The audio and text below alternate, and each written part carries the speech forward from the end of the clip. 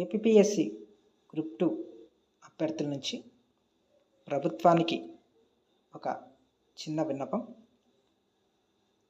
CM Chandrababu Naidu sir గారు, అలాగే deputy CM Pawan Kalyan sir గారు, అలాగే విద్యాశాఖ మంత్రి నారా లోకేష్ సార్ గారు, అలాగే ఎమ్మెల్సీ చిరంజీవి సార్ గారికి విన్నవించేదన్నమాట.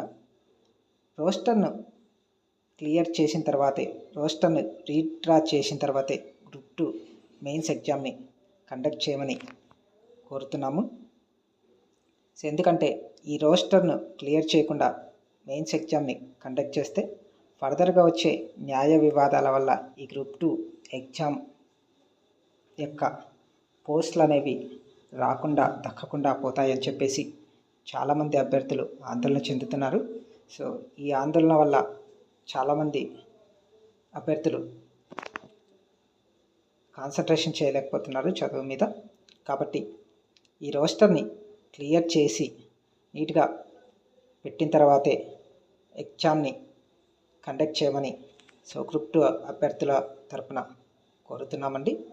అలాగే ఈ గ్రూప్ 2 మెయిన్స్ని అప్పటి వరకు పోస్ట్పోన్ చేసి రోస్టర్ని అంతా క్లియర్గా మార్చేసి నీట్గా సెట్ చేసిన తర్వాతనే ఈ గ్రూప్ 2 మెయిన్స్ని కండక్ట్ చేయమని చెప్పేసి గ్రూప్ 2 అభ్యర్థుల తరపున విన్నవిస్తున్నాం సార్.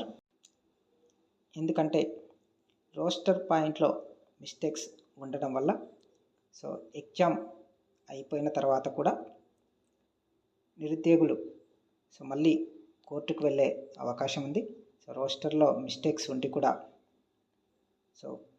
ఎగ్జామ్ కండక్ట్ చేశారు.